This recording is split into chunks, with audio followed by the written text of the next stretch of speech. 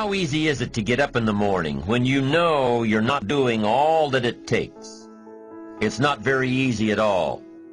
You can just lay there awake thinking, oh, what's a few more minutes in bed? It won't matter much anyway. Wrong. It does matter. It will matter. Now, how easy is it to get up in the morning when you're pouring it on, doing the best you can, anxious to get going, make progress toward your dreams? It's a whole different story. When you're resting to renew your reserves, it's much different than resting to avoid your day. When you're psyched up and excited for your life, when you're excited for what you've planned to accomplish for the day, it's amazing. You'll wake up before the alarm clock even tries to startle you awake. Your successes fuel your ambition. Your successes give you extra energy. Your successes pave the way for more successes. It's the snowball effect. With one success, you're excited to meet another, and another, and another. And pretty soon, the disciplines that were so difficult in the beginning, the disciplines that got you going, are now part of your philosophy. How do you know when you're successful? Do you have to be a millionaire? No. All we ask of you is that you earn all you possibly can. If you earn $10,000 a year and that's the best you can do, that's enough. God and everything else will see to it that you're okay. The key is to just do the best you can. If it's $10,000 a year, wonderful. If it's $100,000 a year, wonderful. If it's $1 million a year, wonderful. It doesn't matter $10,000 a year or $1 million a year. It doesn't matter as long as you've done the best you possibly can. Earn the most you possibly can. Be the most you possibly can. And here's why. The essence of life is growth.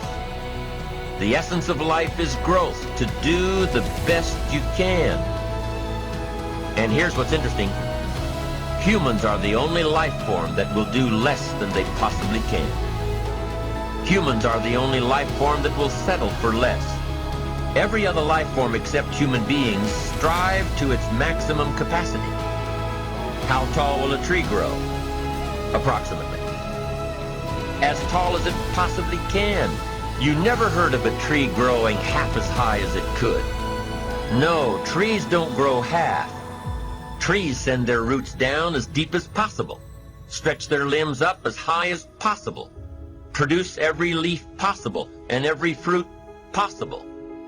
As a matter of fact, you never heard of a human physically growing half. We keep growing until we're done. Now that's a part of life we can't control. It's genetically coded. And that's probably why we keep growing till we're done. Because we can't control that part. It's the rest of our growing that we control. The growing of our minds, the expansion of our minds, that we can control. And that's what tends to get away from us. All life forms inherently strive to their max except human beings. Now, why wouldn't human beings strive to their maximum possibility? Here's why.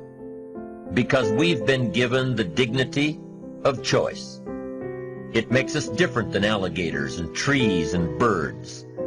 The dignity of choice makes us different than all other life forms. And here's the choice. To become part of what we could be, enough to get by, or to become all that we can be. My best advice for you is to choose the all.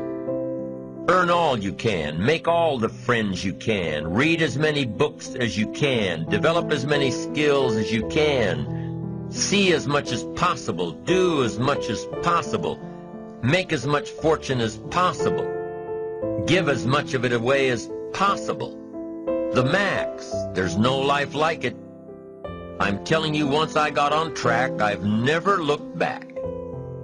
Pick up the challenge. Go for it. Take the best of the two easies. Take the route of it's easy to get ahead. It's easy to do all you can. It's easy to succeed. It's easy to have financial freedom. The more you do, the more you get. So the two primary benefits of positive reinforcement are, number one, to build good habits, and number two, to create more energy to fuel your ambitions, your desires, your achievements. How can you isolate what's working for you and what isn't? How can you make sure that you are reinforcing your positive disciplines? Well, if it isn't apparent, easy to see right away, if what you're doing is happening in such small increments that you're not sure if you're on track, then you need to be writing it down. You need to keep a journal anyway. But if you really aren't sure that what you're doing is making measurable progress, you need to keep a written record. You need to write down everything that may be relevant in your day. What you did, who you saw, what you felt, how it may or may not affect you now and in the future.